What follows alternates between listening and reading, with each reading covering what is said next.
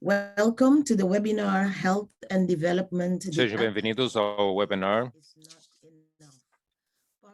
A ausência de doença não é suficiente, que faz parte da nossa série sobre a saúde, abordagem do curso de vida.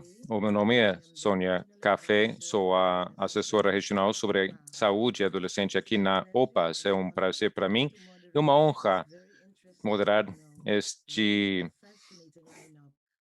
esta palestra muito interessante com apresentadores, oradores muito experientes que vão compartilhar seu conhecimento e expertise sobre o curso de vida e a importância dos primeiros 20 anos da vida para a saúde e desenvolvimento das crianças e adolescentes, para nutrir as competências e capacidades de que precisam para o seu desenvolvimento. Antes de começar, eu gostaria de compartilhar com os senhores algumas instruções.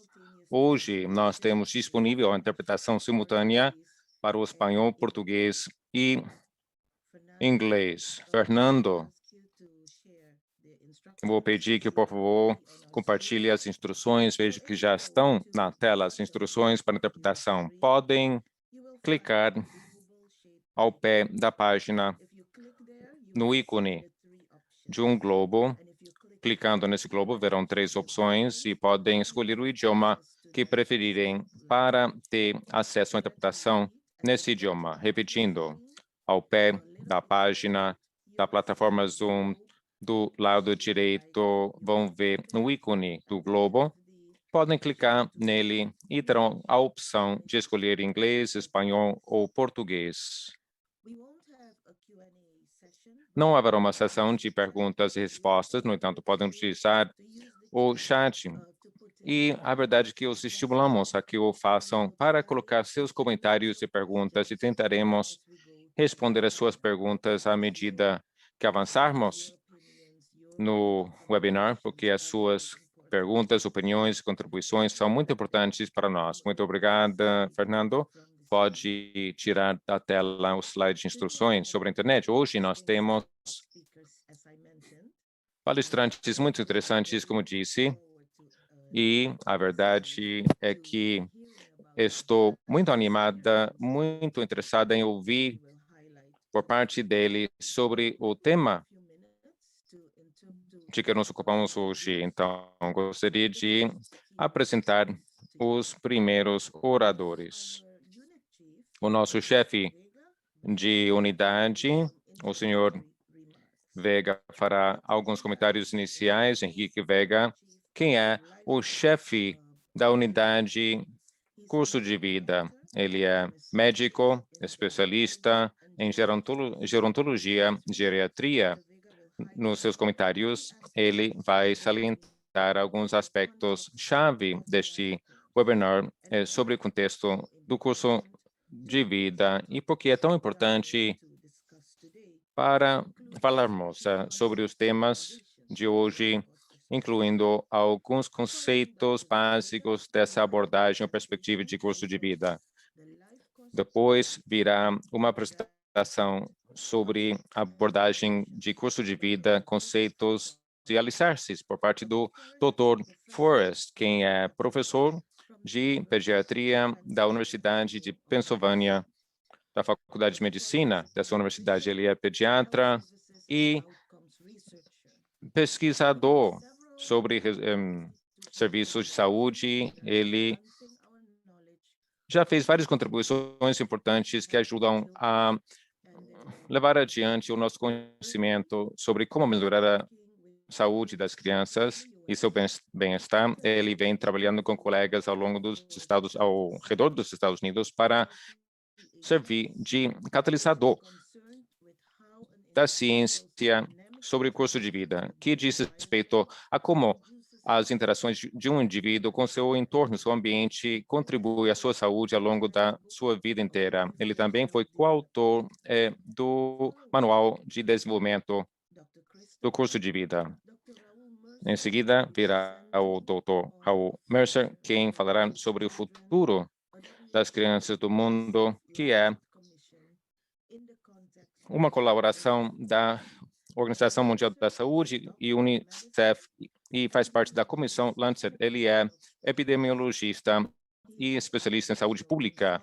Ele é consultor internacional na área de saúde infantil, saúde de adolescentes e de mulheres. O nosso terceiro orador será o Dr.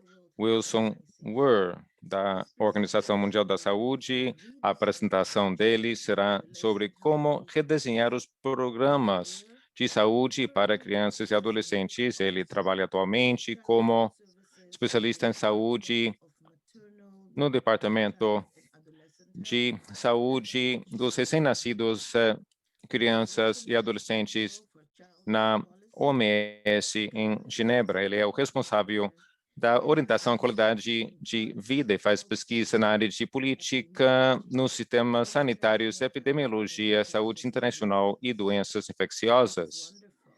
Isto realmente será maravilhoso. Não vejo a hora de começarmos. Então, comecemos. Convidando ao senhor Vega. Senhor Vega, com a palavra.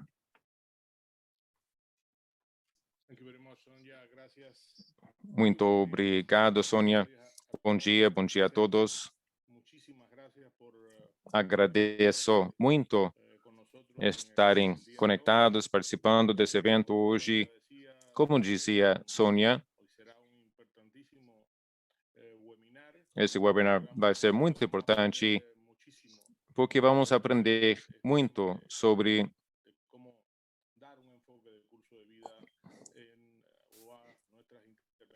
a abordagem do curso de vida nas nossas intervenções na saúde pública. Gostaria de agradecer a todos pelo apoio da unidade, do departamento, principalmente a liderança do departamento encarregado do departamento, e agradeço todo o trabalho feito, enviado pela doutora Holmes, a doutora Café, o doutor Duran, o trabalho que eles vêm realizando para realizar esse evento, e agradeço aos oradores que representam no seu conjunto a opinião do planeta. Nós temos muito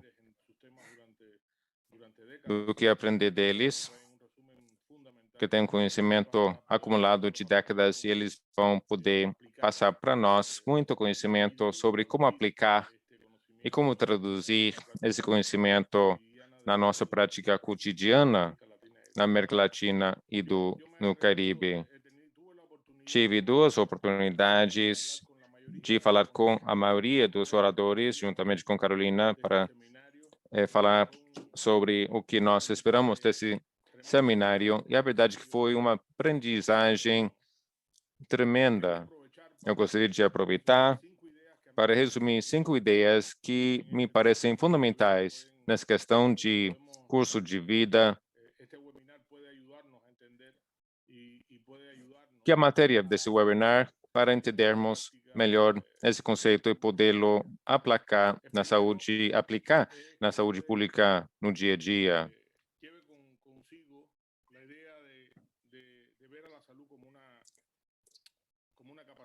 É preciso ver a saúde como uma capacidade, um recurso invaluável, inestimável para a saúde humana, também uma capacidade de recurso que haverá de contribuir ao longo da vida inteira das pessoas e que, portanto, precisa de um esforço fundamental das instituições e também por parte dos indivíduos. Os primeiros 20 anos de vida implicam uma máxima oportunidade de custo-efetividade para desenvolver essa capacidade e influir de uma forma definitiva em toda a trajetória da saúde e do desenvolvimento dos indivíduos e das populações.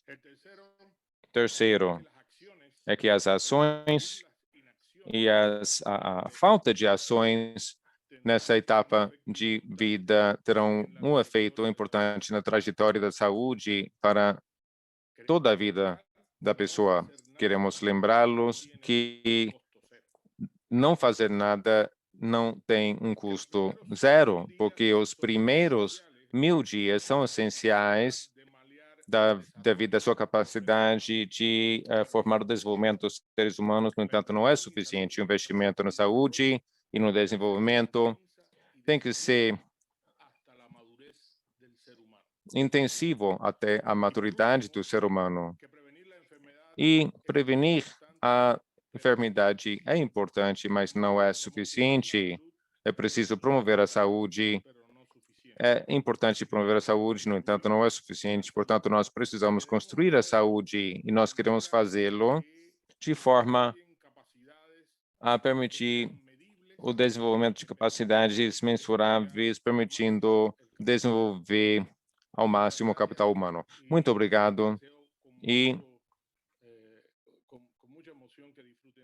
espero que todos desfrutem deste webinar. Muito obrigada, Dr. Vega. Agora convido ao Dr. Christopher Force a que faça a apresentação dele.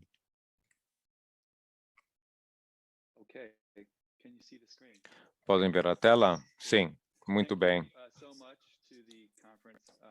Muito obrigado a todos os que planejaram essa conferência. Agradeço ter me convidado, conjuntamente com meus colegas, para falarmos sobre o nosso trabalho na área da ciência sobre o curso de vida. Eu vou falar durante uns 15 minutos para ajudar a que todo mundo possa desenvolver uma compreensão daquilo que nós queremos dizer com essa área de curso da vida e todos os seus princípios interdisciplinares. Uma das mensagens mais importantes que eu quero transmitir é que a ciência do curso de vida, que é a pesquisa, inquirição científica sobre como se produz a saúde, desde antes da concepção até o final da vida da pessoa, é muito mais do que simplesmente ligar os pontos entre começo da vida, a infância e o estado de maturação.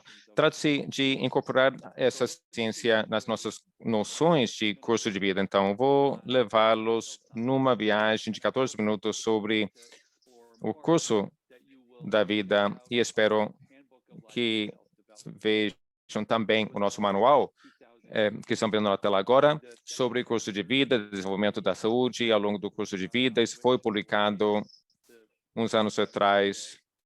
E o segundo capítulo é a base da nossa conversa hoje, foi escrito por mim e pelo Dr. Neil Helthon, que fala sobre os conceitos básicos do curso de vida.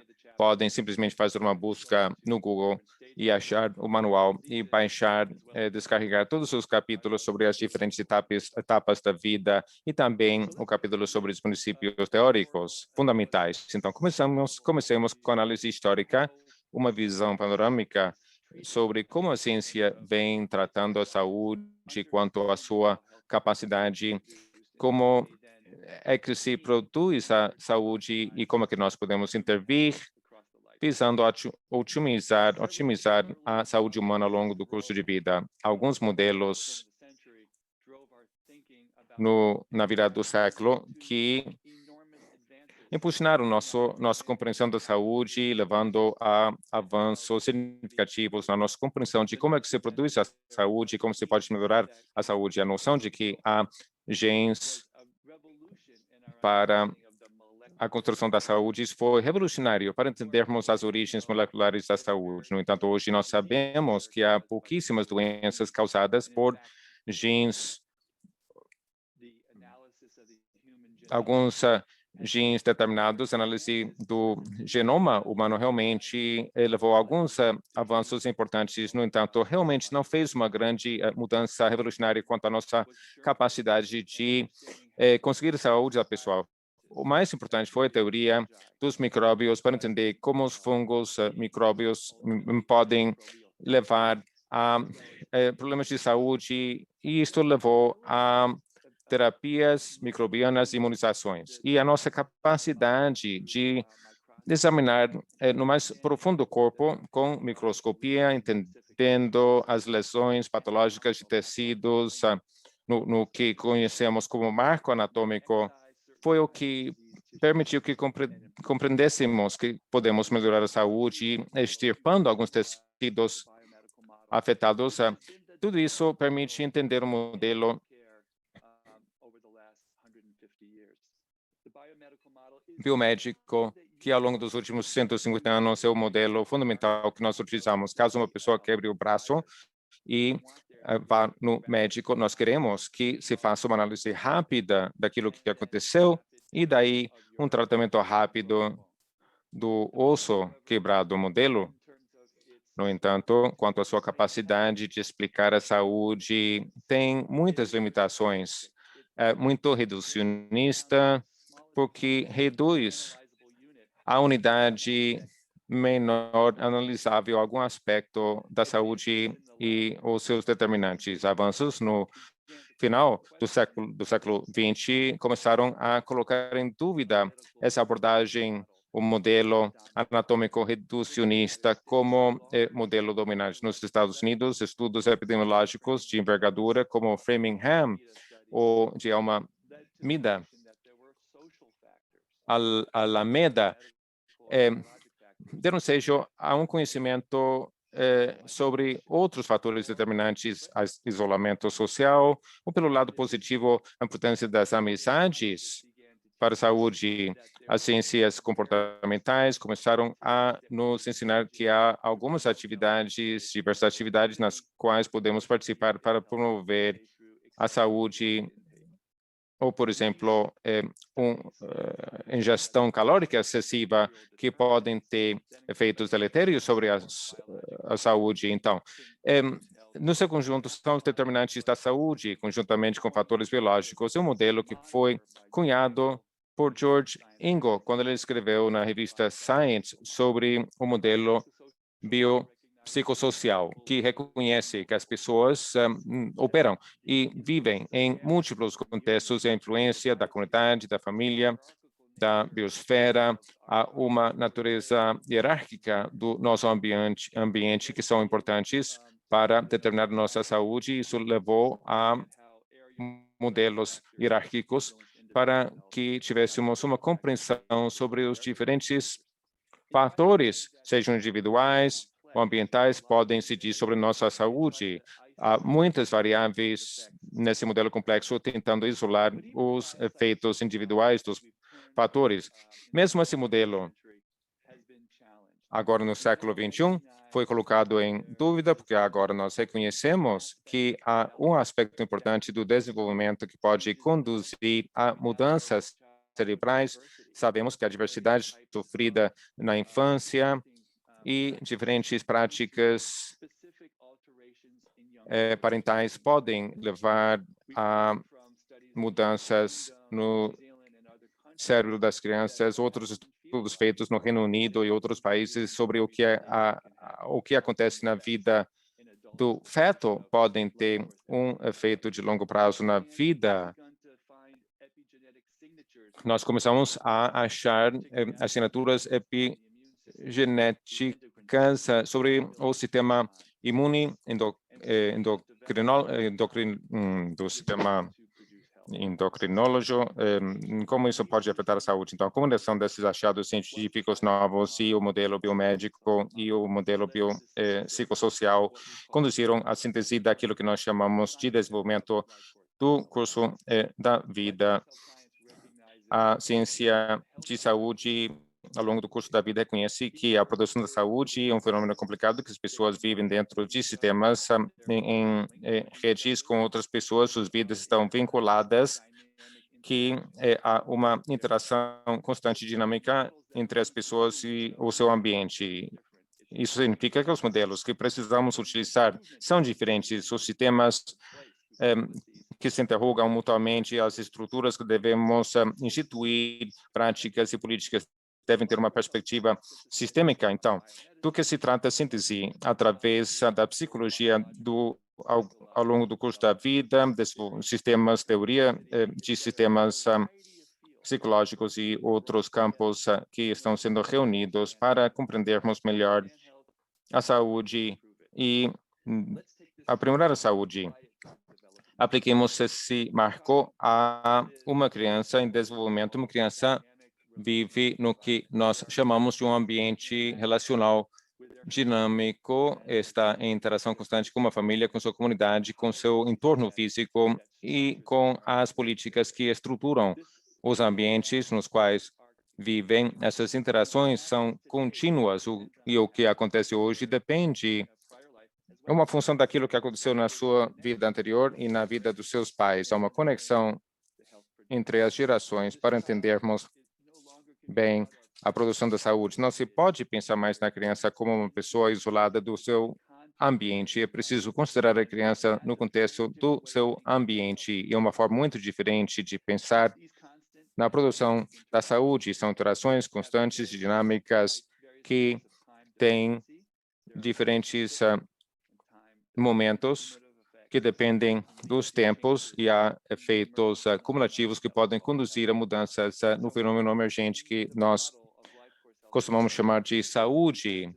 Então, não se trata da ausência de doença, a saúde depende de todas as coisas de que precisamos para realizar a vida que nós queremos. É o funcionamento psicossocial necessário para construir projetos de vida que são dignos do nosso tempo. É a capacidade de nos adaptarmos, seja o sistema imunológico, que se adapta a um desafio infeccioso, o nosso sistema fisiológico, que se adapta ao estresse, ou o nosso ambiente social, que se adapta a uma catástrofe natural, nossa capacidade de funcionar, de nos adaptarmos, e como nós vivemos essas mudanças.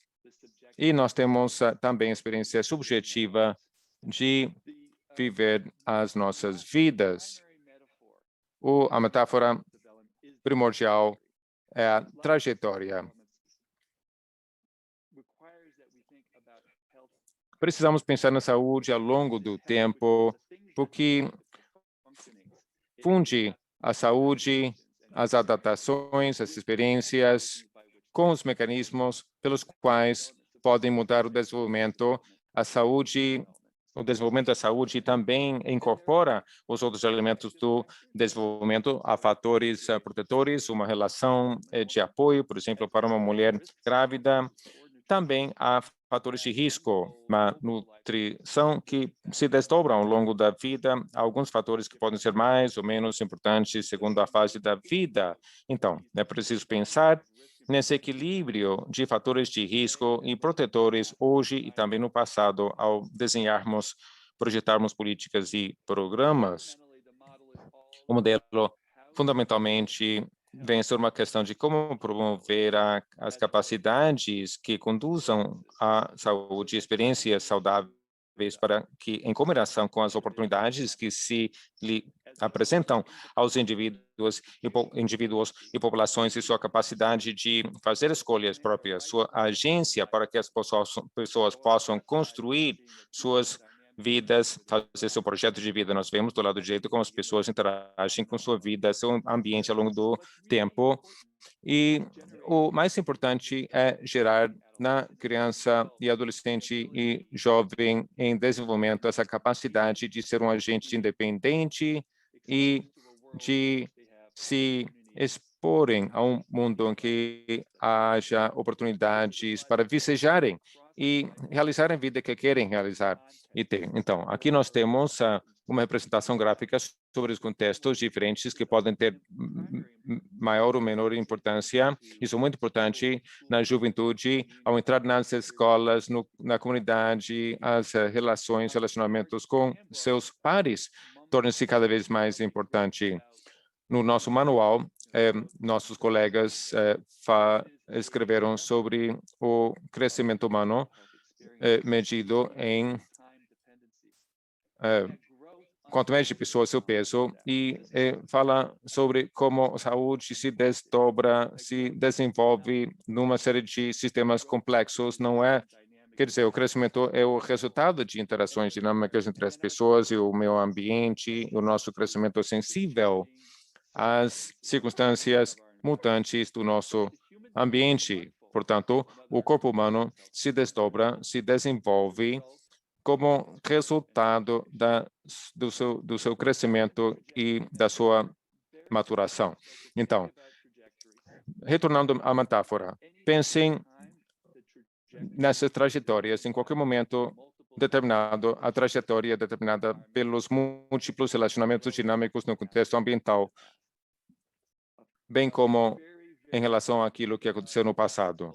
Um princípio muito importante no desenvolvimento no curso da vida são os momentos. Há alguns momentos importantes em que deixas biológicas podem alterar respostas nos nossos sistemas biológicos. Exposições podem conduzir a resultados diferentes se acontecerem em momentos diferentes da nossa vida. Há muitos estudos que indicam que há vias específicas que podem conduzir a resultados negativos e vão variando ao longo da vida. São coisas que emergem no final da vida ou mais tarde na vida, que diz respeito a adversidades sofridas na infância ou na juventude. Para resumir esse livro, eu gostaria de colocar este slide. A saúde e o desenvolvimento não são conceitos unificados, se incluem numa construção única. Saúde e desenvolvimento. Essa noção de capacidades, experiências de saúde e desenvolvimento são experiências que se desdobram e desenvolvem ao longo da vida de acordo com princípios quer dizer, não só pensando em determinantes sociais, biológicos, mas a produção de saúde através de sistemas que interagem de uma forma muito diferente de concebê-lo. E há princípios, os fatores de tempo, exposições que podem acontecer em momentos determinados na vida. Também aqueles eventos que dependem de certos momentos ao longo da vida, são vias dependentes de momentos determinados que podem incidir sobre a saúde, influenciar na saúde através da sua interação no desenvolvimento de sistemas biocomportamentais em que a criança em desenvolvimento é mais suscetível à mudança. É o princípio de plasticidade. O desenvolvimento de saúde, então, fornece uma série de ativos, permitindo aos indivíduos e populações perseguirem seus projetos de vida. Ao perseguirem esses projetos de vida de uma forma que faça com que se realizem conforme suas próprias preferências pessoais, conforme sua cultura, sua família, sua história, é que as pessoas acabam se desenvolvendo, vicejando. Muito obrigado. Agradeço muito a sua apresentação, muito interessante, Dr. Forrest, quem nos apresentou alguns conceitos-chave relativos à produção sistemática da saúde e os diferentes fatores, um jogo complexo de fatores que influenciam nesse processo. As pessoas estão perguntando e posso confirmar que sim, vamos compartilhar a gravação e as apresentações para que possam vê-las depois. Agora vamos falar sobre como o curso, a abordagem do curso de vida se traduz em práticas da saúde pública. Eu vou convidar ao Dr. Raul Mercer a que faça a sua apresentação. Eu vou fazer a minha apresentação em espanhol. Eu vou começar com algo que me ocorreu após ouvir a apresentação tão boa de Christopher, quando ele se referiu ao tema da saúde relacionado com a possibilidade de construir planos, projetos e oportunidades. A verdade é que é uma pergunta que eu me faço quando eu trabalho com profissionais, eu pergunto como que se pode construir a trajetória de vida? Ficaram contentes? Tiveram algum problema ao longo da sua vida que impediu que chegassem a ser aquilo que são? Cada um responde que quando esbarrou alguma dificuldade na sua vida, não são pessoas que foram eleitas para ocupar o cargo que ocupam, passaram por um processo educacional, mas há muitas pessoas na América Latina que não têm a oportunidade de construir o seu projeto de vida. Em outras palavras, não têm opções para decidir livremente sobre a sua saúde e sobre os seus corpos. Isto se traduz em complicações, em doenças e morte. Os efeitos disso sobre os que falaremos agora nessa apresentação, dizem respeito à saúde, mudanças de paradigmas,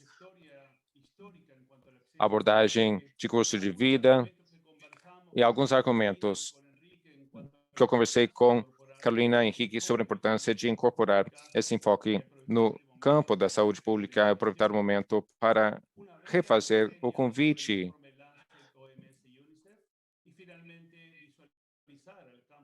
a que examinem o relatório Lancet, OMS, Unicef, e também vamos dar uma olhada sobre esse conceito integrado.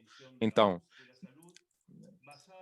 da OMS, nós temos essa definição: a saúde em um estado completo de bem-estar físico, mental, e não somente ausência de doenças. Define-se a saúde como uma experiência, como um contínuo, porque é uma visão totalmente diferente, antagônica daquilo que foi a definição da OMS do milênio passado. Nós estamos expandindo esse conceito para ter uma imagem instantânea da saúde. Passamos desse conceito de imagem para, no tempo, a uma construção da saúde que se desenvolve ao longo da vida da pessoa.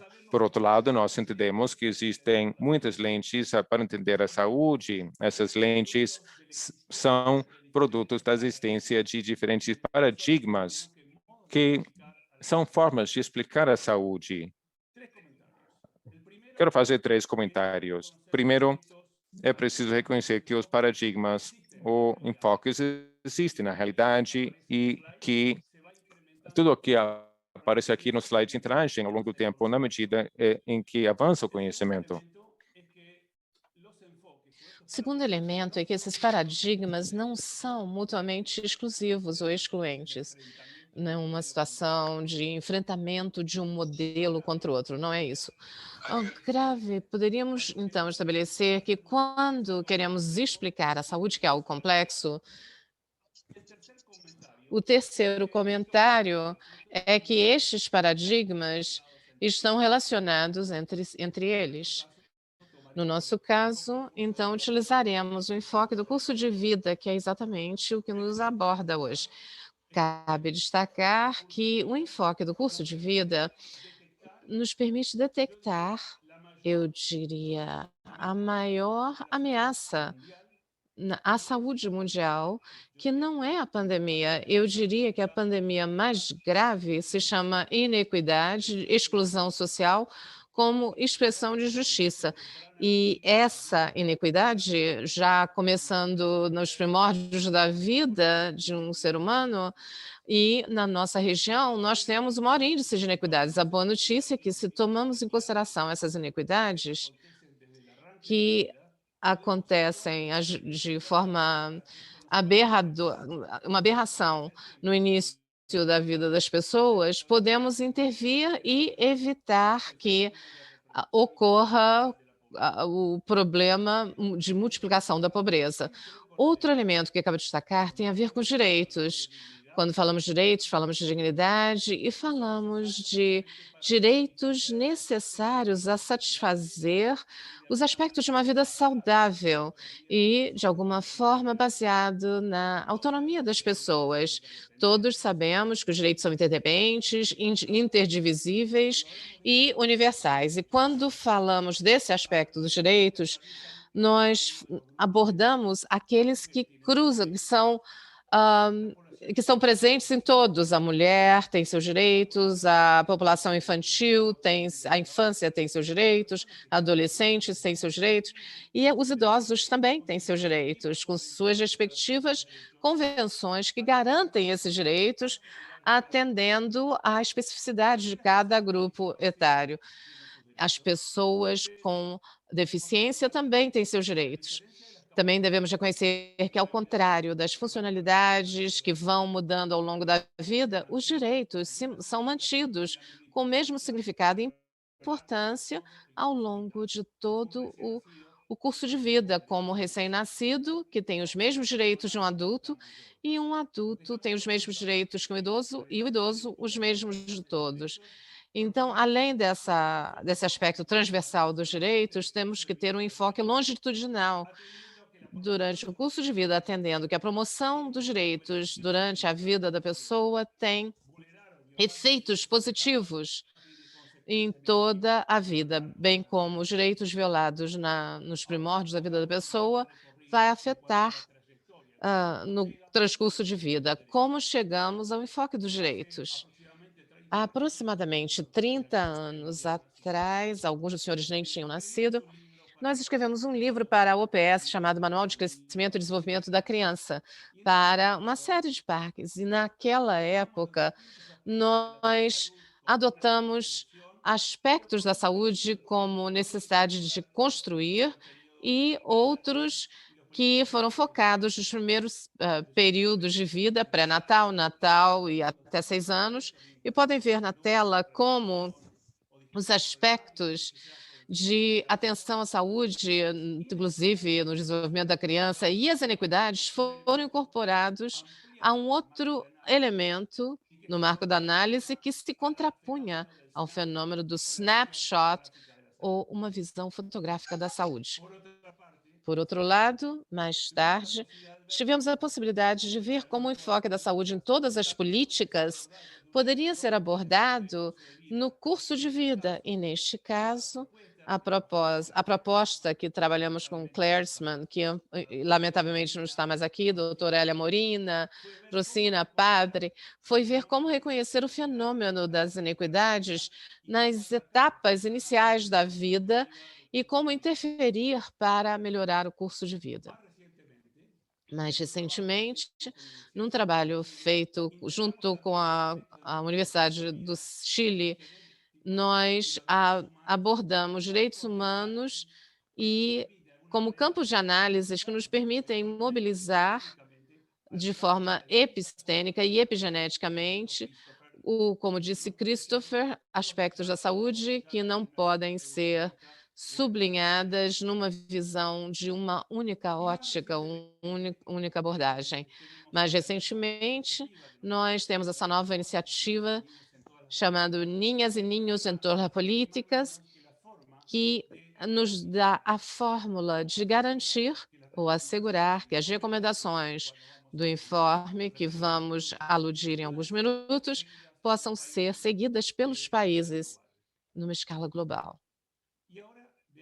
E agora vamos ver alguns argumentos, como o Henrique me solicitou, do porquê é importante incorporar o enfoque de curso de vida na saúde pública. Primeiro, existe uma justificação conceitual, mudar da visão snapshot à necessidade da continuidade da saúde, entendendo que múltiplos enfoques estão entrelaçados e que as lógicas institucionais, setoriais e políticas, atendendo ao fato de que as nossas instituições estão respondendo aos ministérios que pouco entendem da realidade das pessoas, porque as pessoas não vivem fragmentadas em segmentos, departamentos, e essas instituições devem ver os indivíduos e a sociedade e não segmentá-las e dividi-las.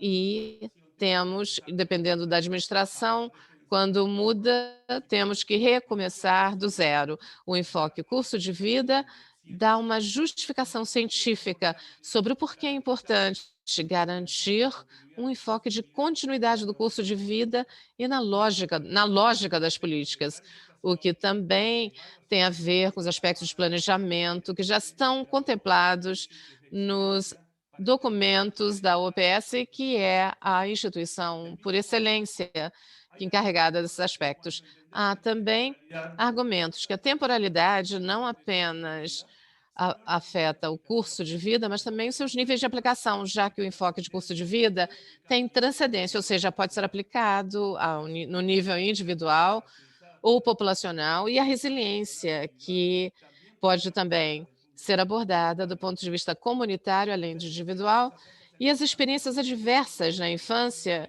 que, embora tenham sido originadas em estudos clínicos, podem ser abordadas do ponto de vista populacional.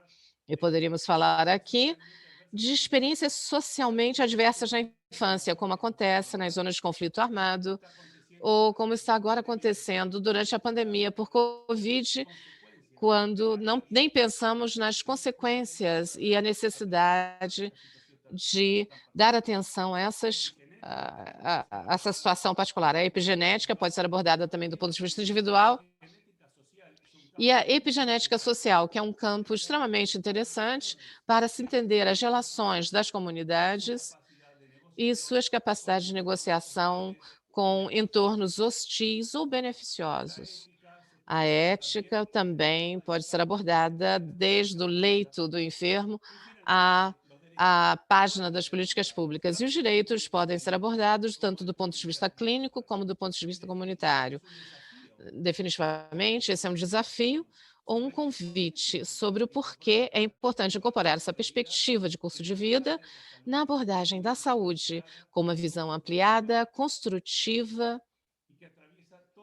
e que atravessa todas as fases da pessoa, tanto do ponto de vista clínico, assistencial, do ponto de vista de saúde pública, porque quando falamos de saúde pública, não estamos só falando de saúde populacional. Outro argumento da importância do enfoque do curso de vida na saúde pública tem a ver com a abordagem de gênero, levando em conta que as iniquidades de gênero começam precocemente na infância. O gênero não é só algo que afeta as mulheres, e nós sabemos que os determinantes de gênero atuam precocemente, inclusive antes da gravidez, no momento quando o casal negocia a possibilidade de trazer uma criança ao mundo. Então, é importante, nós criamos um instrumento para a OMS para abordar a perspectiva de gênero e dar atenção às mesmas. Outra justificativa da necessidade de aplicação é a redução da mortalidade materna. Já conhecem os argumentos de aplicação do SDV na redução da mortalidade materna. Há anos atrás, trabalhando com a Carolina Karinsky, nós publicamos um documento, a primeira vinculado ao acesso à anticoncepção, que foi o resultado de uma pesquisa com mais de 65 mil mulheres grávidas, onde vimos que 50% dessas mulheres chegaram à gravidez como consequência de decisões não planejadas. Então, hoje, aplicar uma expansão no campo temporal de análise se poderia contribuir à redução em 30% ou 40% da mortalidade materna, evitando, assim, a gravidez não planejada. E, nesta linha de pensamento, poderíamos incorporar uma outra, que é a quinta, e, neste caso, gerada a partir do empoderamento das meninas, mulheres e adolescentes, que não é uma responsabilidade exclusiva do setor de saúde, mas nos convida a repensar como, através de intervenções precoces, podemos melhorar essa situação a curto, médio e longo prazo. Isso é um convite à reflexão para promover a intersetorialidade. O Covid, evidentemente, me permite analisar o curso de vida, e aqui o que se vê são as ondas não só relacionadas e que não tem a ver com as variantes, mas com os momentos de ação na pandemia na população. O que mais preocupa aos pediatras é o que vai acontecer no futuro, consequências a longo prazo, quando uma situação adversa pode afetar as meninas, meninos e adolescentes. E, para encerrar, breves palavras do informe Lancet, que poderão ter acesso. E esse informe, na realidade, fala sobre a existência das grandes ameaças na saúde das crianças. Um tipo de ameaça são as ambientais e a outra, aquelas chamadas determinantes comerciais da saúde, o que permitiu se aferir e colocar um ranking, ou ranquear, como ele diz, o progresso de cada uma delas, necessidades dos países com indicadores, ter uma maior excesso de emissões de CO2, que ameaça o futuro das crianças, o perfil do futuro e prosperidade infantil. Aqueles países que mais poluem são aqueles que mais têm recursos para promover desenvolvimento e vice-versa. Quando falamos de determinantes comerciais, estamos falando dos produtos que são tóxicos para a saúde da criança e que têm impacto na saúde a longo prazo. A pergunta é feita: que relação tem essas novas ameaças com um enfoque de custo de vida, já que se sabe que as ameaças ambientais são muito grandes na população infantil e adolescente? E quanto às ameaças comerciais, já se conhece, já se sabe que as empresas sabem do seu impacto e têm suas estratégias de marketing para promover a fidelidade a seus produtos, fazendo com que as crianças consumam esses produtos nocivos à sua saúde desde a mais tenra infância, e assim gerando enfermidades não transmissíveis, perdão.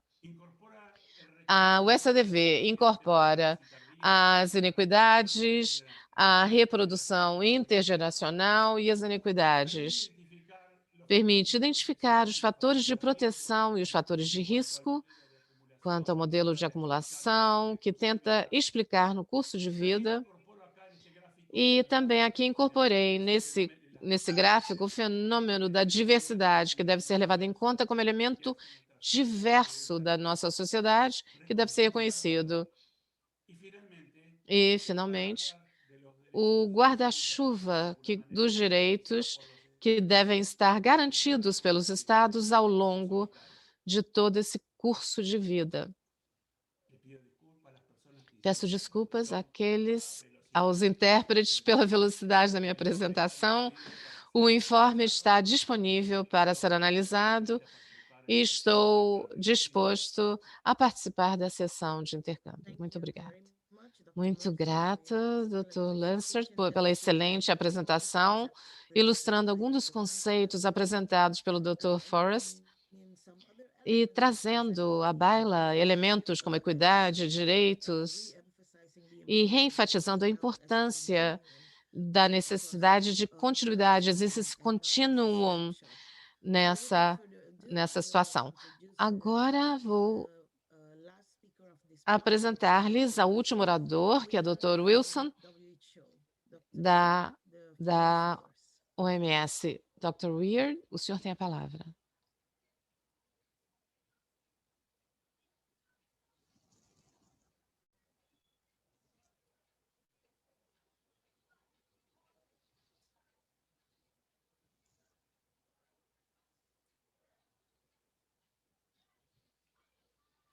Dr. Weir, you need to unmute your microphone. Are you able to see my slides? Yes, we can see your slides. Podem ver meus slides? Sim. Perfect. Yeah. Is okay? Yes, perfect now. Thank you. Thank you very much. I think Muito obrigada. Acho que recebi um excelente pano de fundo pelos dois oradores que me precederam, que ofereceram a explicação da necessidade do enfoque de curso de vida. Mas quando se vê o que está acontecendo na agenda global, há muitos arcabouços. Temos a estratégia de a necessidade de se abordar a saúde da infância e da adolescência, e quando vemos toda essa informação, vemos a importância de focar no bem-estar dos mesmos. O marco ou o contexto que nós temos é, primeiro, os objetivos, que é de sobreviver e encerrar as mortes preveníveis. E esse é um dos focos da agenda que estamos abordando, em consonância com o que já foi claramente muito explicado sobre a importância do foco no curso de vida. Durante o transcurso dos anos, o foco tem sido na redução da mortalidade e tivemos não só que focar na saúde de forma estreita, mas tivemos que ver também e abordar o bem-estar.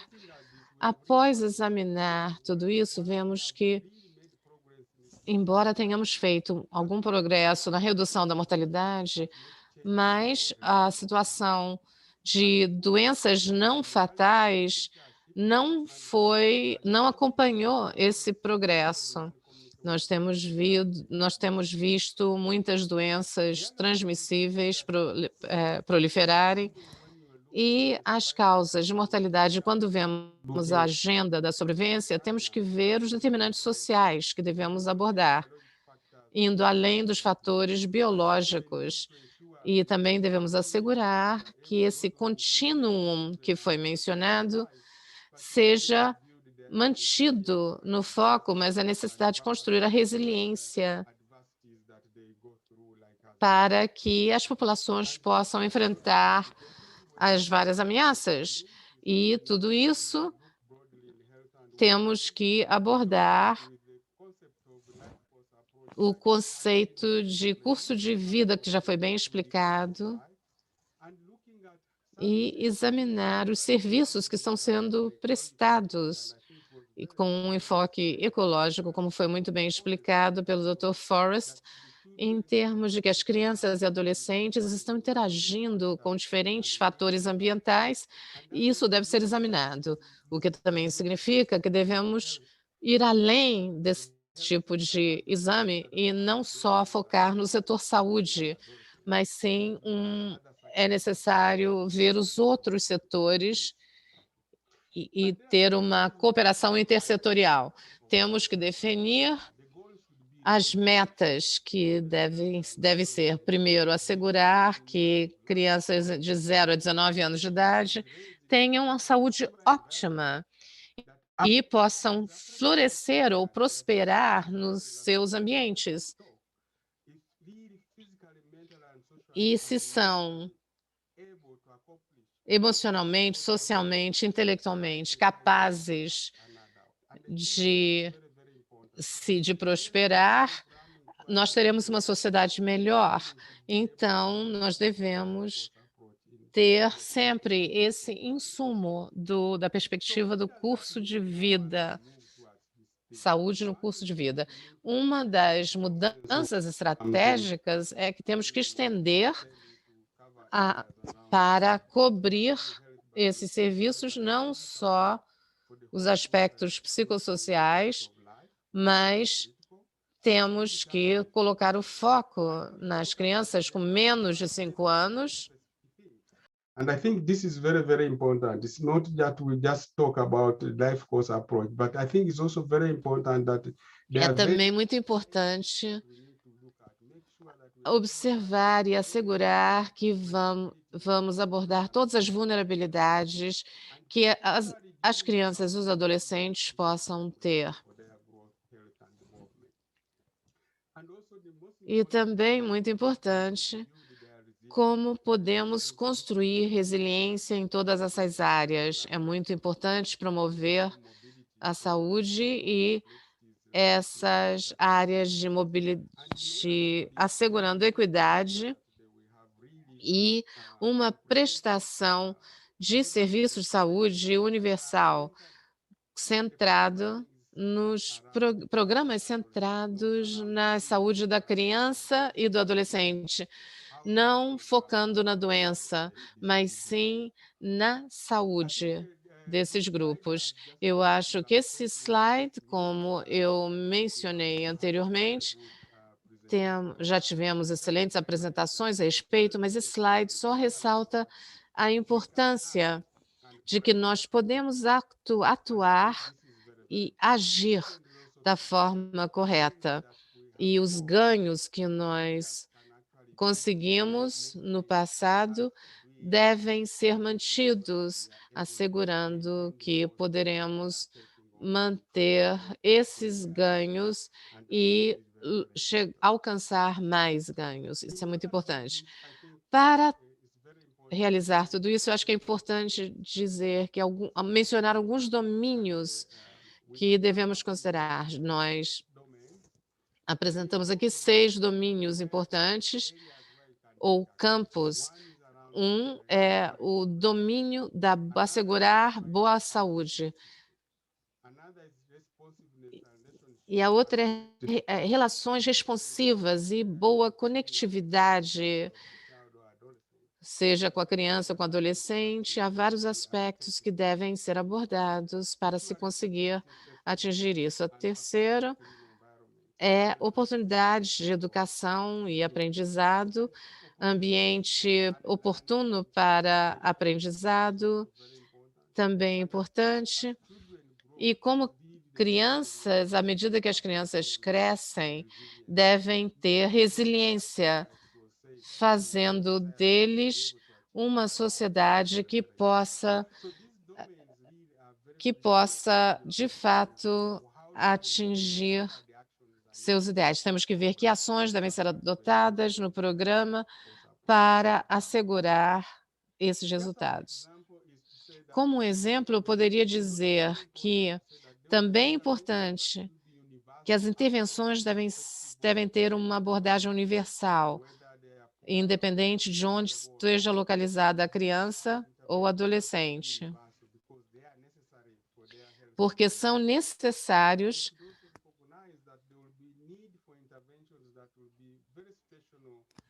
specific for individual children, other than just looking at universal, but saying, for example, if a child falls sick, you will need to be treated so that you can correct that issue.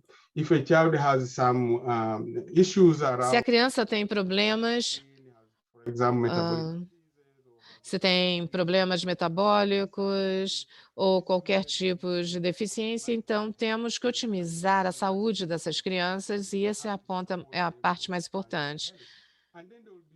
E depois seria importante ver que, além de intervenção nessas áreas, temos que ver como poderemos oferecer tudo isso. Esse é um exemplo de como abordar cada um desses domínios, como os mencionei, e cada um deverá ser abordado. E isso é algo que temos que refletir como poderemos intervir de forma exitosa e quando essas intervenções deverão produzir melhores resultados. Essas são considerações que devemos levar em conta.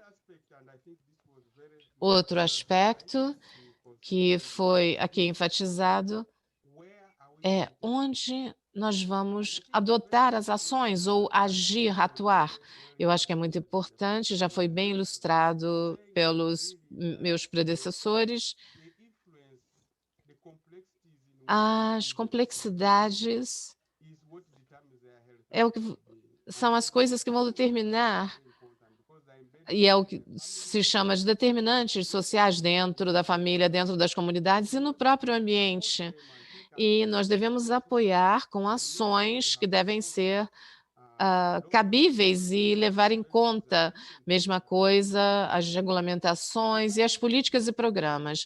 O que nos traz a próxima questão que devemos considerar e tem a ver com uma colaboração intersetorial, o que significa que o setor saúde isoladamente não poderá oferecer os melhores serviços isoladamente. Temos que ver educação.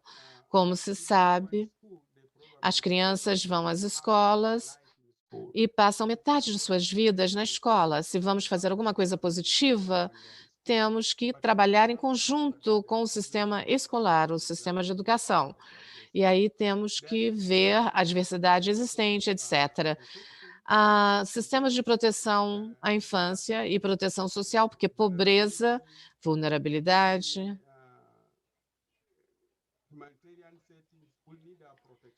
temos que ter proteção. E temos que ter atores, múltiplos atores, que inclui saneamento básico, Ministério de Habitação, todos devem fazer parte do programa. E isso me traz de volta aquilo que eu mencionei no início. A meta deveria ser examinar como podemos alcançar ótima saúde para a infância, e aí múltiplos setores devem participar. E esse é o grande desafio que deve ser abordado pelo programa. Qual a contribuição do setor de saúde, do setor de educação, quem vai determinar as metas a serem alcançadas para o bem-estar da criança? E, finalmente, quais são os diferentes requerimentos programáticos? É isso aí, esse ponto é muito crucial, porque temos que ver o que é necessário para alcançar esses propósitos. Quando temos um enfoque holístico em que todo o governo participa, todos os setores do governo participam, é como se o setor saúde poderá ser o catalisador ou será apenas um ator a mais. Então, temos que ver qual será o papel de cada um. Seria interessante ter a liderança do governo para apoiar esse tipo de coisa. Isso vai exigir financiamento e outros elementos para assegurar as ações que devem ser levadas a cabo. No final, diferentes prestadores de serviço ou fornecedores, por assim dizer. É importante levar em conta os assistentes sociais, educadores. Muitos atores vão contribuir e devem contribuir. E como se coordena todos esses mecanismos? E isso é muito importante para assegurar que haja continuidade nessa colaboração com os múltiplos setores. E aí devemos ter bem clareza com relação com relação às vias de intervenção e que ferramentas devem constar dessa caixa de ferramentas. Se vamos ter relatórios para saber exatamente qual a capacidade existente, qual a trajetória que deverá ser seguida e as ferramentas de suporte, equipamento, insumos, etc., não só em termos de mecanismos também de informação, intercâmbio de informação e registros ou recordes, assegurando que o foco não será apenas num indivíduo, adolescente ou criança, mas o que poderá, na realidade, trazer mais benefícios a mais pessoas, crianças e adolescentes. Então, essas são alguns dos elementos que eu gostaria de compartilhar e agradeço muitíssimo pela sua presença e atenção e esperamos ter sucesso ao continuarmos a desenhar esses programas. Muito obrigado.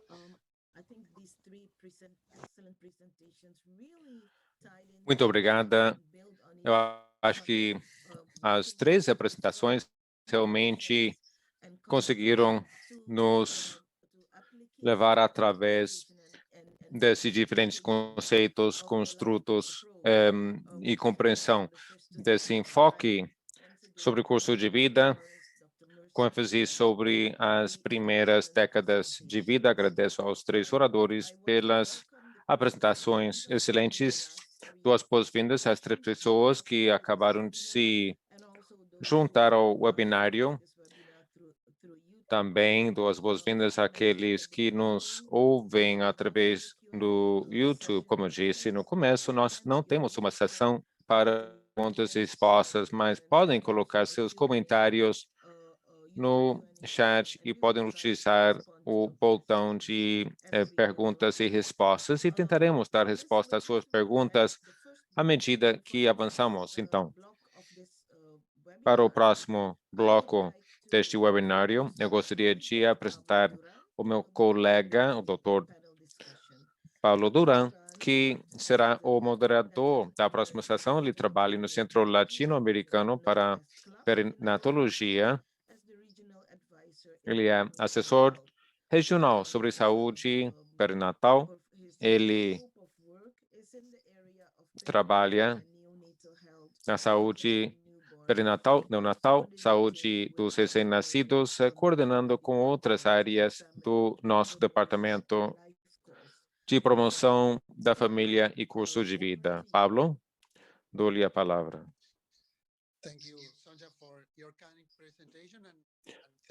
Muito obrigado, Sônia, pela apresentação e agradeço aos colegas também por suas apresentações tão boas. Agora eu vou passar para o espanhol e também para mim uma grande satisfação estar participando desse seminário hoje. Nesse momento, eu vou passar a coordenar a próxima palestra. Nós acabamos de ver nas apresentações anteriores a questão do curso da vida. Os oradores, no próximo bloco, vão falar sobre suas experiências e intervenções que são muito importantes para o desenvolvimento das crianças e adolescentes e que têm repercussões nos primeiros anos da vida, mas não só isso. Os benefícios dessas intervenções se estendem, como veremos, ao longo de toda a vida da pessoa, o curso de vida. A primeira oradora, a doutora Natalie Charpak, quem vai dar uma apresentação sobre o método Canguro no contexto do curso de vida. A doutora é médica pediatra, coordenadora científica dos 3 centros de excelência sobre o método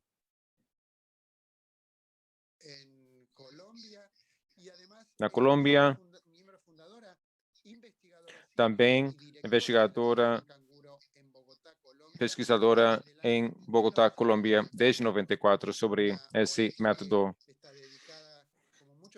Canguro. Ela se dedica à pesquisa, capacitação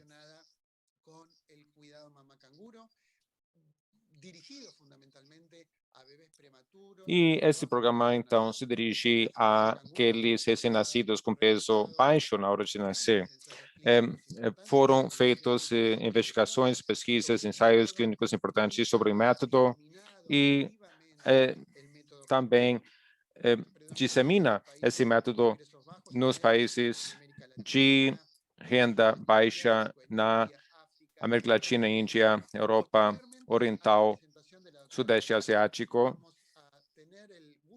Também teremos o prazer de ouvir da parte da enfermeira Nico Garay Ridos, do Chile. Ele vai falar sobre o programa Chile Cresce Contigo, que é um sistema de saúde infantil. A missão principal desse programa é acompanhar, proteger e apoiar de forma abrangente as crianças e suas famílias através de ações e serviços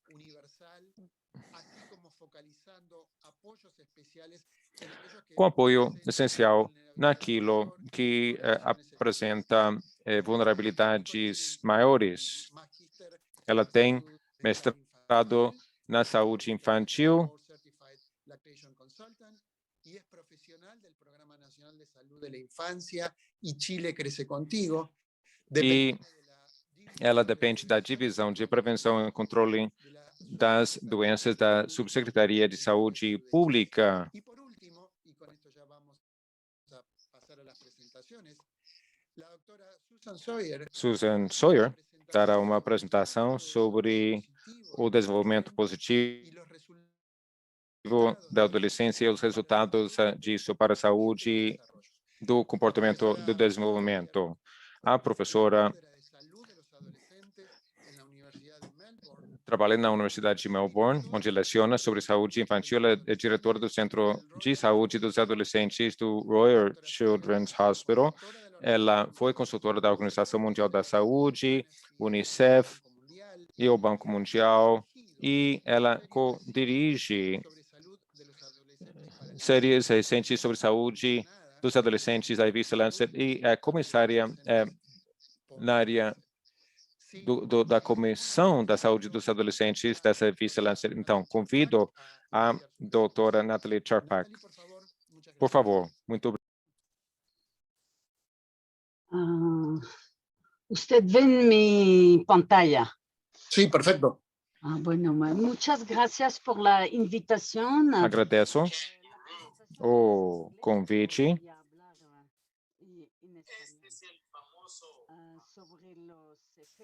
Eu vou falar sobre os efeitos de longo prazo do método Canguru.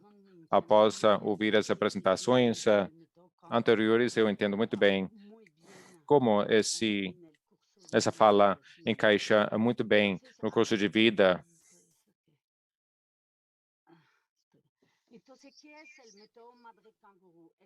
Qual é o método Canguru?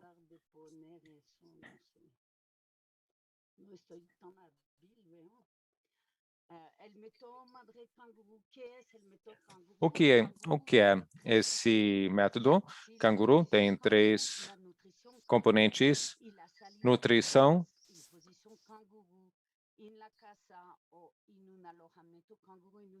e a posição da criança, observando essas posições de forma muito estrita até que desenvolva seu tamanho. Então, esse método vai dirigido a quem? A todos os bebês recém-nascidos de baixo peso e os prematuros.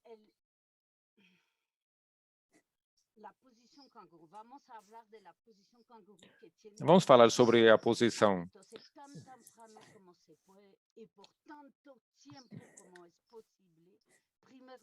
É muito importante colocar o bebê recém-nascido e de baixo peso nessa posição o mais rápido possível.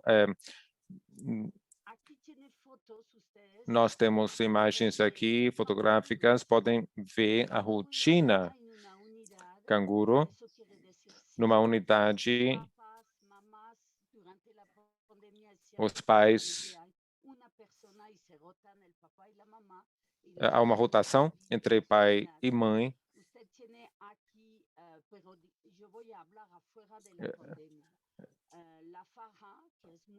Podem ver a faixa aqui, que é muito importante, e eu vou insistir sobre um aspecto.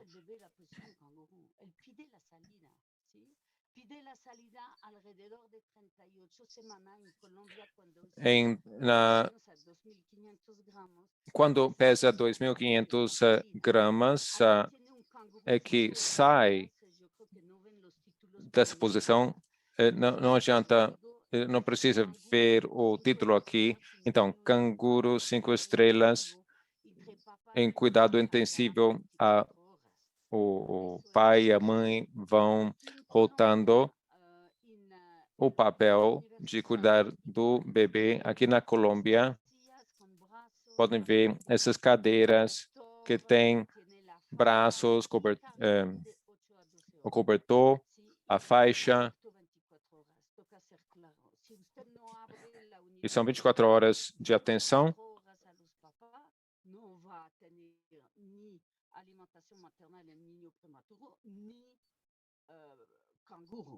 Porque há limitação, toca realmente abrir a unidade. É preciso abrir uma unidade. Então, o que podem ver aqui são fotos bonitas. Eu gosto de ver como que a mãe é ensinada a segurar o seu bebê, e já no 3º dia ou no 4º dia, a mãe já vira perita nessa prática. Podem ver no Chile a participação do papai, que também é muito importante, como verão.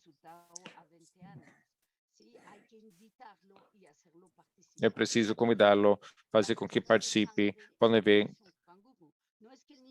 na hora que estão tomando uma amostra de sangue, não que vai doer, só que vai doer menos. E o bebê se recupera muito mais rápido quando é tratado dessa forma. A nutrição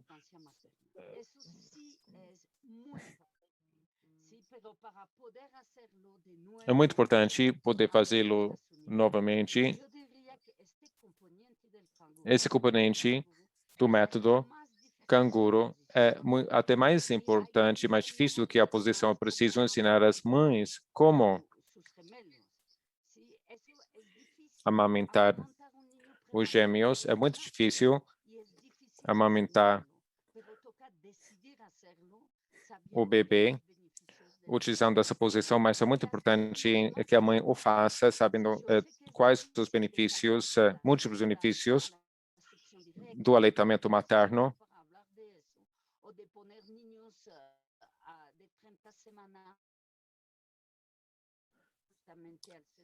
Está falando da conexão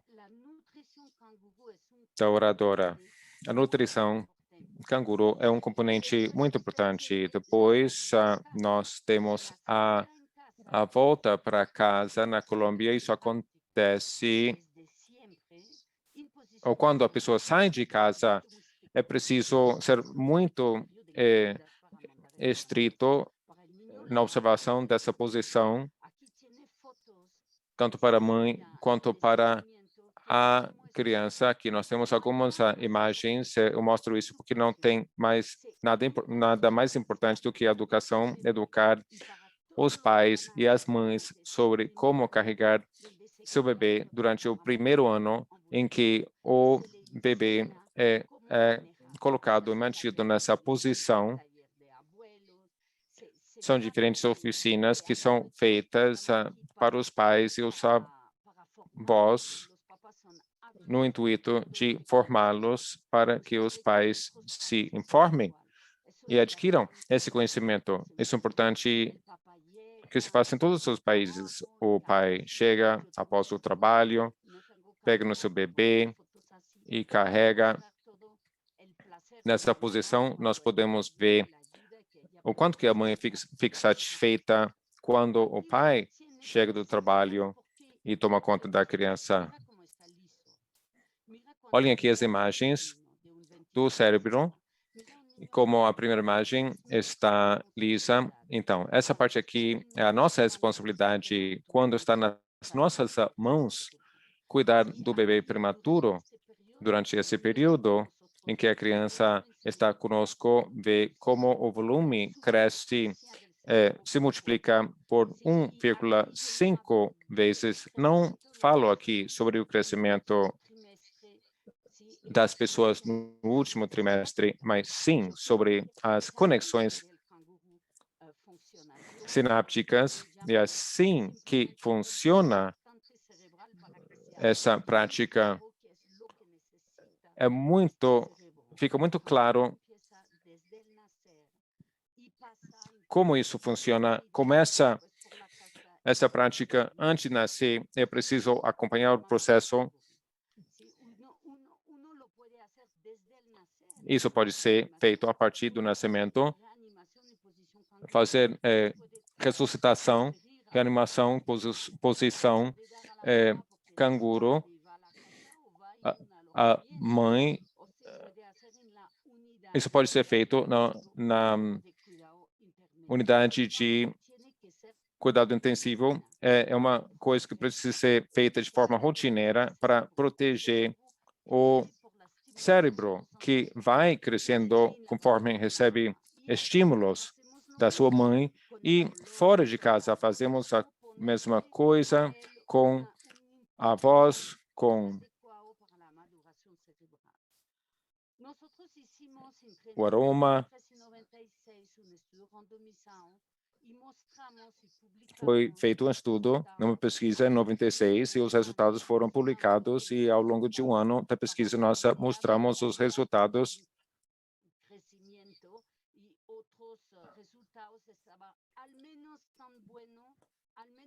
Nós constatamos como os resultados foram iguais ou melhores em relação àquelas crianças que receberam cuidados tradicionais. E há efeitos de longo prazo, até depois de 20 anos, que podem ser conferidos. Isto foi visto em diferentes pesquisas feitas em 6 universidades na Colômbia e no Canadá. No que diz respeito à mortalidade, quem tem peso inferior a 1.800 gramas podem ver o fator protetor dessa prática canguru. Nós descobrimos algo muito interessante com a participação dos pais. Nós constatamos que existe uma relação entre o pai carregar a criança. E nós vimos nessa pesquisa que há menos divórcios nessas famílias, conforme a escolaridade da mãe, o impacto aos 20 anos e nas sequelas, comportamento antissocial, agressividade, e constatamos que, com efeito, houve um impacto positivo depois de 20 anos. Também há menos abandono escolar quando a criança é colocada em creche. Nós vemos também o quociente de inteligência aos 6 meses, aos 12 meses, aos 20 anos. E o que nós vemos aqui é que, durante o primeiro ano, a proteção que nós conferimos persistiu até os 20 anos de idade. Nós também podemos ver algumas questões importantes aqui que podem ter um impacto positivo quando o QI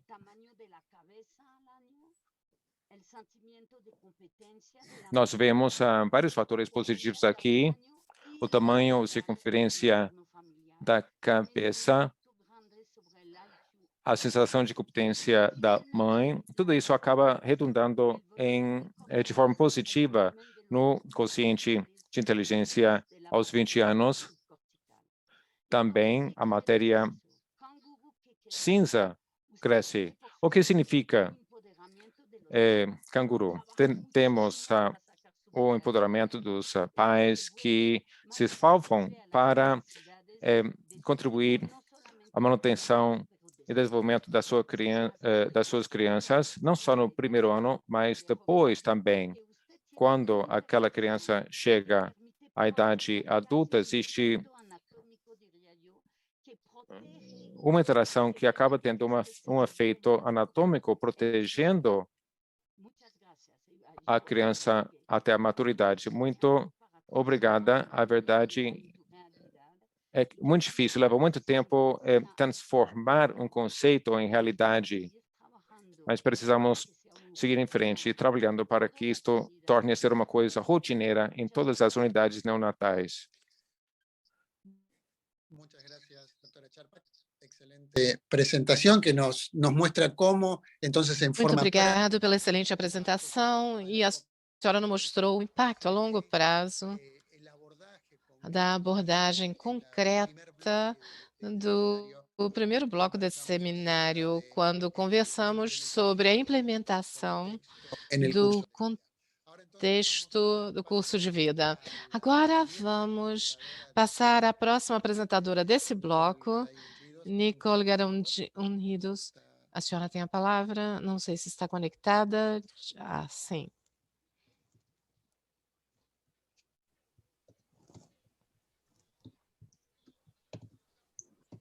Acá estoy. Muy buenas. Acá estoy. ¿Sí me escuchan bien? ¿Sí? Podem me ouvir? Bem, bom dia a todos e todas os participantes. Agradeço pelo convite. Para mim é uma honra poder compartilhar com os senhores a experiência do Chile. Vou iniciar a apresentação no marco dos Objetivos de Desenvolvimento Sustentável, levando em conta as apresentações anteriores, onde devemos colocar aqui as crianças e os adolescentes no centro das nossas ações para que os países possam ter melhor desenvolvimento nos próximos anos.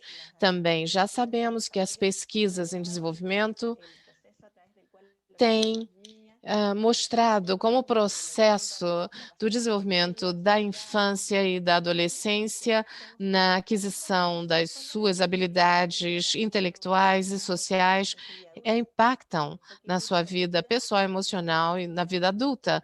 Isso nos permite ter um enfoque integral na saúde como resultado de ações dinâmicas entre as exposições a eventos na vida que têm um efeito cumulativo e impactam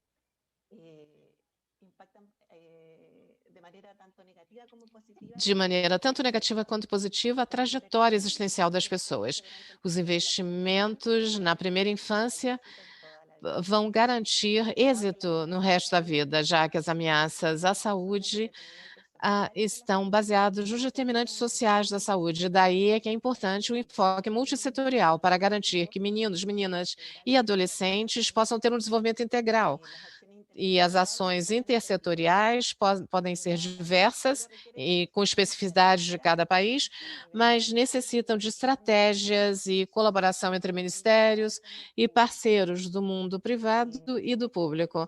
No Chile, a Estratégia Nacional de Saúde é a carta de navegação pela qual se estabelecem as prioridades sanitárias e devemos avançar sempre em prol desses objetivos estabelecidos para a década de 2010 a 2020. O objetivo 4 estabelece a importância do curso de vida e o impacto desse no ciclo da vida da pessoa, e para reduzir a mortalidade e morbidade, melhorar a saúde das pessoas na sua trajetória existencial.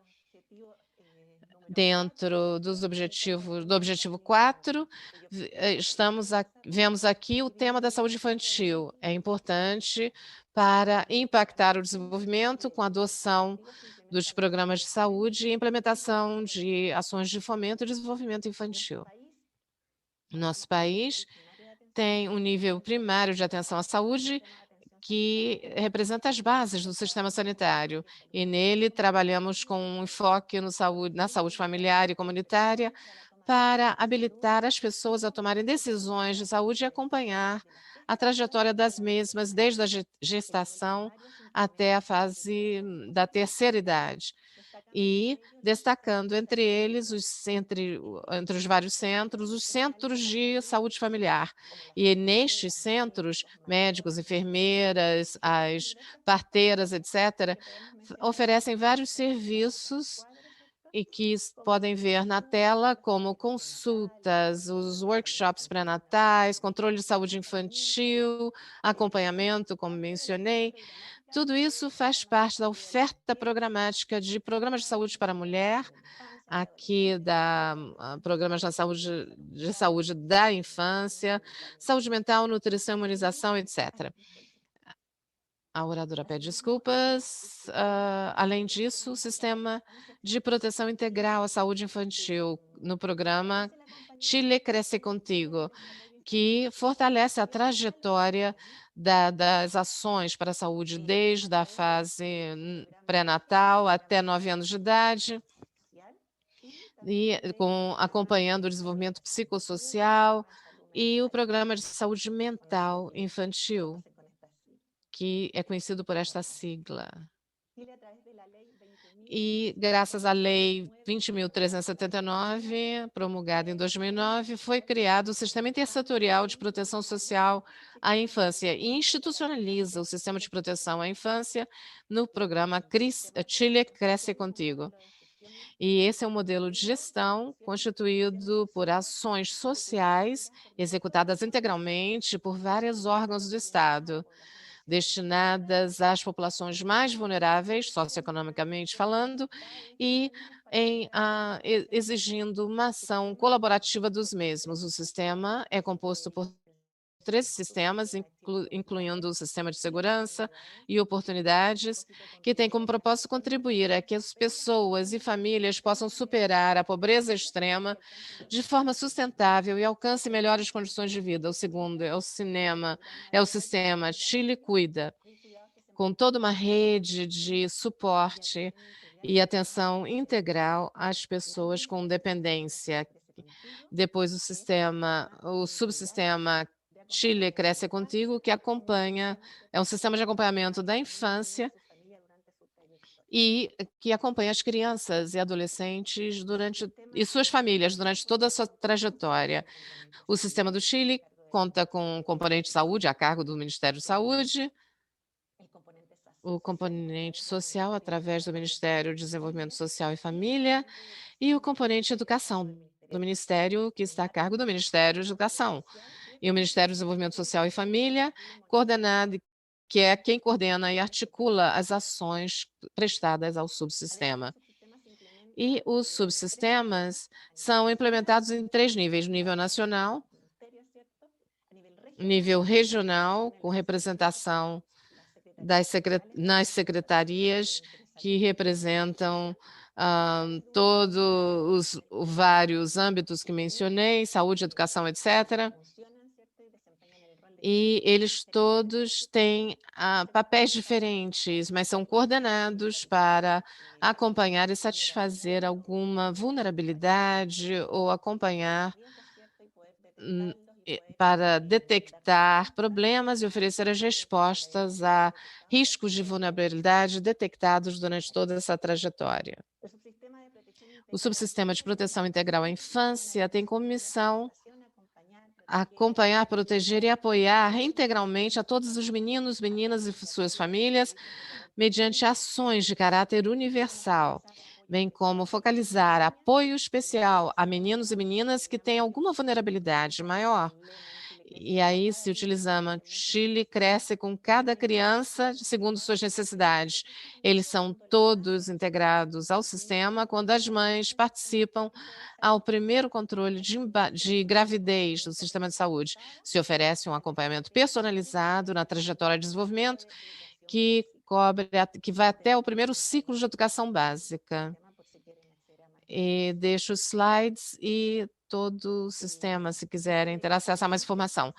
O Chile também implementa ações de educação, entre elas destaca o programa educativo, que conta com uma página na internet, programas de rádio e redes sociais que são acessados por milhares de pessoas e essas páginas estão sempre sendo atualizadas e é bastante interativo. Temos ações específicas com crianças do Sistema Público de Saúde que são beneficiadas por esses 3 programas que mencionei anteriormente, sendo o programa o Programa de Desenvolvimento Social, do qual se detecta sistemas de alarme e vulnerabilidade para ativar alertas que os demais ministérios também podem oferecer respostas. E temos também crianças com vulnerabilidade, que representam 60%, e têm acessos a vacinas, visitas domiciliares pelo pessoal de saúde, pelos profissionais de saúde, atenção integral, entre outras. O componente saúde, como mencionei anteriormente, abarca desde a gestação até os 9 anos de idade, sendo o Programa de Desenvolvimento Biopsicossocial, o programa Eixo, e é o programa de entrada ao sistema. Através dele se realiza o fortalecimento do controle de saúde infantil, acompanhamento dos fatores de vulnerabilidade, avaliação de risco, avaliação de desenvolvimento e de patologias como depressão materna, que pode impactar no desenvolvimento da criança. E também, através das ações no programa Chile Cresce Contigo, vemos uma atenção respeitosa de todos os setores, favorecendo a trajetória ótima para o desenvolvimento dos meninos e meninas. Podemos ver que há instâncias de atenção primária, outras atenção hospitalar. E hoje temos esse programa de acompanhamento até os 4 anos, e dos 5 aos 9 anos temos o programa de apoio à saúde mental infantil. E através do catálogo de prestação de serviços, o Chile leva a cabo essas várias ações que estão sempre sendo modificadas e atualizadas de acordo com as novas evidências e o contexto nacional. Este é o catálogo vigente e o mesmo no contexto da pandemia. Aqui podem revisar e analisar com mais profundidade no site que vou deixar-lhes. No desenvolvimento do bem-estar da saúde, que esse programa é levado a cabo através de múltiplas experiências e contextos, no caso dos meninos e meninas, as relações que nós criamos com os familiares, pais, etc. O Chile, através de seus programas de saúde, fortalece o programa do subsistema Chile Cresce Contigo, apoiando as trajetórias, desenvolvendo melhores habilidades dos pais, detectando vulnerabilidades nas etapas chaves do curso de vida e que vão impactar na vida da criança. Se soma tudo isso, os esforços intersetoriais coordenados pelo subsistema para otorgar o melhor contexto para meninos e meninas. Essa é a minha apresentação, muito grata. Excelente, Nicole. Muchas gracias. Obrigada, Nicole, grato pela apresentação. Outro exemplo claro de implementação nas políticas em práticas e ações intersetoriais que contemplam o enfoque do curso de vida. E agora, sem mais delongas, ofereço a palavra à apresentação da doutora Susan Sawyer. Professora, muito obrigada. Eu sei que é quase meia-noite para a senhora. Muito obrigada. A senhora tem... Boa tarde a todos. Eu estou falando da cidade de Melbourne, Austrália, terra dos cangurus. Por isso, fiquei muito contente de ouvir a apresentação sobre o sistema canguru também. Fiquei satisfeita de ouvir as sinergias entre todas as apresentações ao longo do dia. Pediram para eu falar sobre alguns aspectos diferentes. Eu gostaria de remontar à era dos objetivos do milênio, em que não havia foco nenhum sobre adolescentes, mas agora que nós estamos no final desse processo, ao longo dos 4 anos, nós recebemos relatórios importantes da parte da Unicef, da OMS, entre outros, que tiveram como foco a adolescência. Ao entrar na era dos Objetivos de Desenvolvimento Sustentável e a Estratégia Global para Mulheres, Crianças e Adolescentes, finalmente e pela primeira vez, isso incluiu os adolescentes. Eu faço parte dessa comissão Lancet sobre saúde e bem-estar dos adolescentes. Isso começou no final do ano 2016, no final do período de Objetivos de Desenvolvimento Sustentável. Isto reuniu 26 peritos ao longo do mundo, inclusive do sistema das Nações Unidas, jovens acadêmicos de diferentes áreas da saúde pública, medicina e jovens em si. Nós podemos reunir uma narrativa que tenta salientar a importância da adolescência, pensando nas diferentes estratégias de intervenção. Aqui nós temos uma citação de Ban Ki-moon, na época o secretário-geral das Nações Unidas, de um artigo que ele escreveu, que é uma forma muito interessante de falar sobre energia que pode ser contribuída pelos adolescentes nas suas vidas individuais e nos seus países. Quando nós pensamos no bônus demográfico,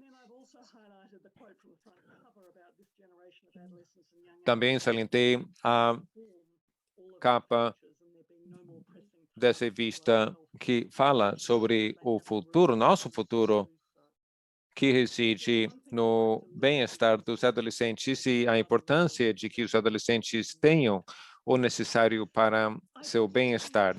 As ideias mudaram. Christopher Forrest, no começo dessa sessão, salientou algumas das ideias que mudaram, levando a formas diferentes de pensar sobre o curso de vida. Nossas ideias sobre adolescentes também mudaram. Antes, considerava-se um período breve com poucas consequências importantes, uma idade tumultuada, e agora nós pensamos em termos da saúde futura das pessoas. Essa definição coincide com a minha definição que nós utilizamos na comissão da revista Lancet. A adolescência é esse período profundo de crescimento e desenvolvimento humanos em que constituem o alicerce, digamos, da saúde adulta futura, onde se estabelecem, fase na qual se estabelecem os relacionamentos sociais, empregabilidade das pessoas. Quando era estudante de medicina, não aprendi nada sobre adolescência. Quando também estudava pediatria, no hospital infantil, o melhor hospital infantil na Austrália. A verdade é que aprendi quase nada sobre adolescência aqui. No entanto, eu me encontro falando sobre essa fase da vida que tem um efeito profundo sobre a saúde futura das pessoas. É chocante a falta de informação sobre essa fase. Aprendemos sobre a importância da puberdade. O que nós aprendemos foram os aspectos o efeito sobre a criança. Não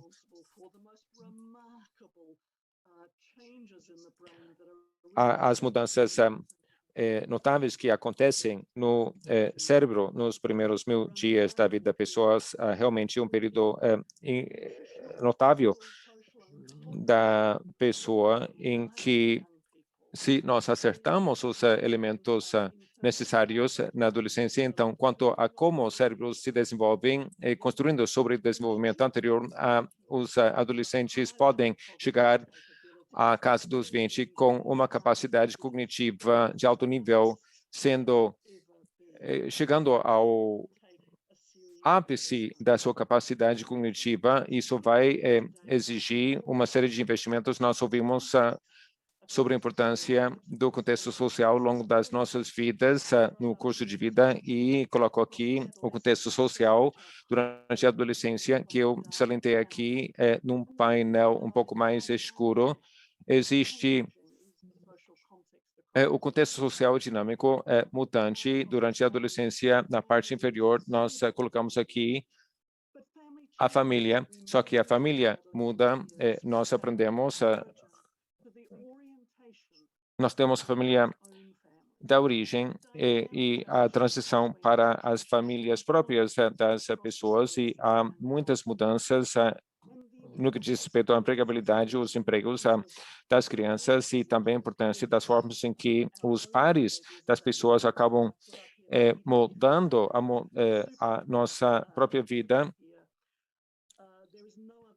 Não existe outro período no curso da vida em que as influências sociais sobre os nossos comportamentos individuais são tão fortes e exercem uma influência tão importante quanto os anos adolescentes.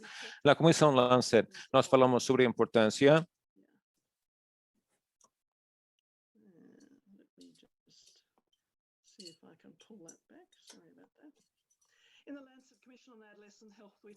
sobre saúde adolescente. Nós falamos sobre os benefícios auferidos ao fazer o investimento nesse período. Nós temos aqui um diagrama que eu chamo de borboleta, começando com a concepção, e nós falamos sobre do que precisamos na adolescência, que é igualar as ações de saúde em termos de ações em torno a serviços de saúde, ações estruturais, comunitárias, e as necessidades, riscos determinantes que os jovens têm. Por isso, falo da borboleta, com as asas que se juntam. O triplo dividendo que nós escrevemos quando fazemos investimentos na adolescência são investimentos que dão retorno nos primeiros anos, com menos mortes por acidentes, que é o que mais causa a morte nessa faixa etária. Os adolescentes também fazem melhores escolhas, a decisão de não fumar, por exemplo. Isso é influenciado pelos marcos ao redor, o ambiente ao redor, uma decisão das decisões mais importantes que uma pessoa pode tomar ao longo da vida, não fumar, para terem uma saúde melhor ao longo da vida. E a terceira parte do dividendo, quanto a tomar decisões mais saudáveis, que haverão de influenciar enormemente sobre a próxima geração. Muitos de nós, na área da pediatria, pensamos na adolescência como final da infância, mas quando vemos do ponto de vista do desenvolvimento, podemos ver que a adolescência é o começo da próxima fase e não o final da infância. Na comissão, nós falamos sobre a necessidade de pensar num leque mais amplo de elementos, não só focando na saúde sexual reprodutiva e HIV, que tem sido o foco das intervenções, principalmente quanto à saúde mental. Acho que a COVID fez com que trouxe à tona essa questão quanto à saúde mental, quando vemos as diferentes idades e como a saúde mental foi afetada devido à pandemia. Houve um aumento na ansiedade e depressão, uma coisa que se ressentiu muito na adolescência e na juventude. Nós precisamos pensar em não só pensarmos em termos de sistemas clínicos que respondam a essa problemática. Temos novas visões quanto aos múltiplos setores que incidem na Comissão de Lancet sobre saúde adolescente. Nós falamos sobre a educação como sendo o maior investimento mais importante que se pode fazer para garantir a saúde e bem-estar dos jovens. Eu gostaria de falar sobre o desenvolvimento positivo da juventude, porque são as experiências fornecidas durante a adolescência que conduzem ao desenvolvimento, que por si só preparam de forma ótima o bem-estar e saúde da pessoa.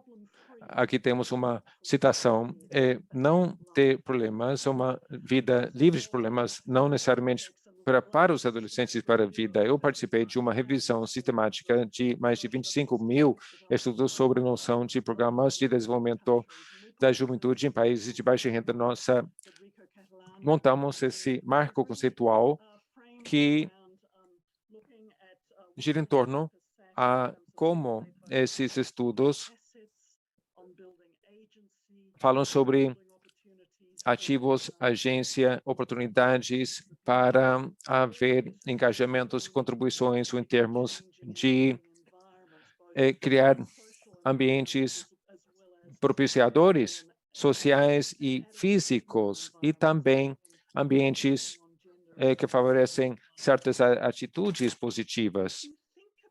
Ao pensarmos nas formas em que nós pensamos em como criamos as crianças e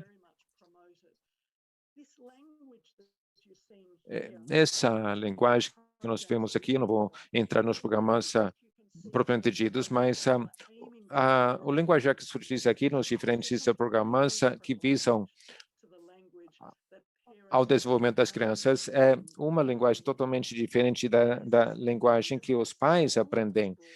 São muitos os mesmos elementos que afloram aqui, só que aplicados de uma forma bem diferente. Não é aquilo que nós fazemos para os adolescentes, mas aquilo que nós fazemos com os adolescentes, como fortalecemos, construímos suas capacidades. Também gostaria de salientar que, mais recentemente, a OMS e um grupo mais amplo das Nações Unidas se reuniram para definir o bem-estar dos adolescentes, descrito aqui como um ambiente em que os adolescentes contam com o apoio, a confiança e os recursos necessários para vicejarem, para prosperarem em contextos de segurança, com relacionamentos saudáveis, para que possam realizar sua potencialidade plena e seus direitos também. Isso se assemelha muito ao último slide que apresentei. Eu estava juntando os slides ontem à noite, eu pensei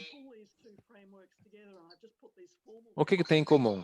Eu coloquei aqui essas definições formais, coisas muito parecidas que realmente estamos falando sobre a mesma coisa. Pode-se focar muito mais no marco do bem-estar adolescente, mas o desenvolvimento positivo da juventude diz respeito a desenvolver ativos que permitam à criança avançar até a idade adulta. Mas quando pensamos no triplo dividendo, nós podemos ver como tudo isso se junta. É preciso fazer investimentos para promover a otimização desse desenvolvimento das crianças, em termos também de apoiar sua vida futura. Na próxima semana, a OMS e o UNESCO vão lançar padrões globais novos sobre saúde nas escolas. Aqui nós temos uma previsão desses elementos. Por favor, não digam para ninguém que estou compartilhando com os senhores isto, mas eu simplesmente queria mostrar esse esquema para que vejam os novos padrões globais para recalcar a importância primordial das escolas. Não me lembro quais dos oradores disseram antes que os jovens passam a metade do seu tempo nas escolas. As escolas são uma comunidade. É preciso fazer com que as escolas sejam uma comunidade, exemplo daquilo que se faz com as famílias. As famílias são ambientes seguros em que os jovens e as crianças podem ser quem são e ser o melhor que podem ser para que possam aprender. Nós precisamos, do mesmo jeito, garantir que os sistemas educacionais também entendam o papel que desempenham na promoção do bem-estar da saúde. Uma característica ou traço característico disso é que isto pertence ao setor educacional. Não se trata daquilo que nós fazemos na área da saúde, utilizando as escolas como plataforma para entrega de programas, mas sim é aquilo que precisa ser feito nas escolas. Para alinhar esses elementos nas escolas, entendendo que esses blocos constitutivos necessários para o desenvolvimento da criança existem na escola para atingir o melhor resultado de aprendizado e de saúde, utilizando o exemplo do entrosamento, digamos, da saúde e do aprendizado. As crianças que vão para a escola com fome não vão poder aprender do mesmo jeito como criança soberbada por ansiedade e depressão não vão estar em condições de aprender. São coisas interconectadas. Aqui nós temos essa imagem representativa dos jovens que são a próxima geração de líderes, são os líderes atuais. Nós precisamos equipar a adolescência aos jovens para que possam ocupar o nosso espaço e suas vozes precisam ser ouvidas. Eu fiquei muito decepcionada ao não poder participar no Peru, nesse congresso mundial no Peru. Será realizado agora, será uma reunião virtual e será feita essa conferência em espanhol e inglês também, e espero que possam participar. Muito obrigada.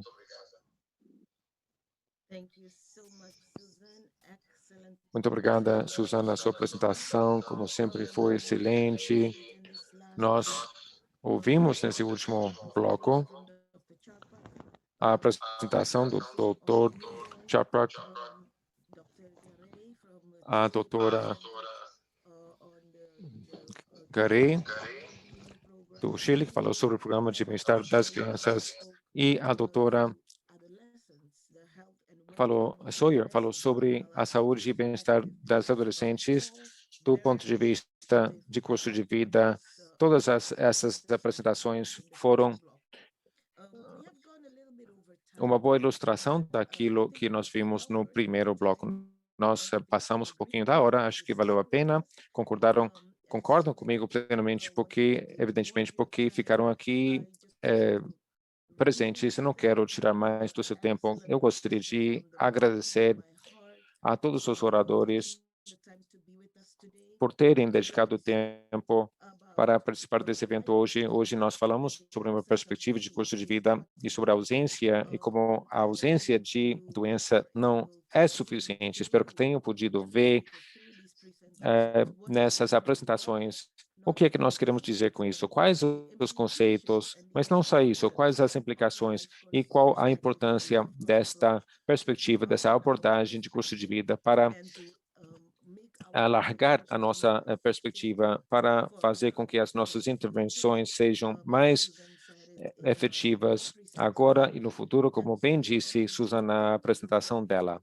Os agradecemos por terem estado aqui conosco hoje. Como dissemos no começo, esta foi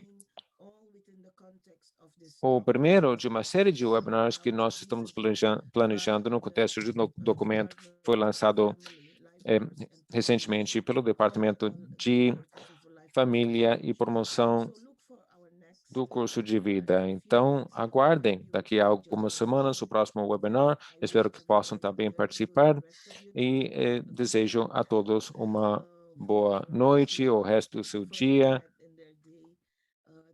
onde quer que estejam. Agradeço muito a todos a sua participação e nos vemos na próxima vez.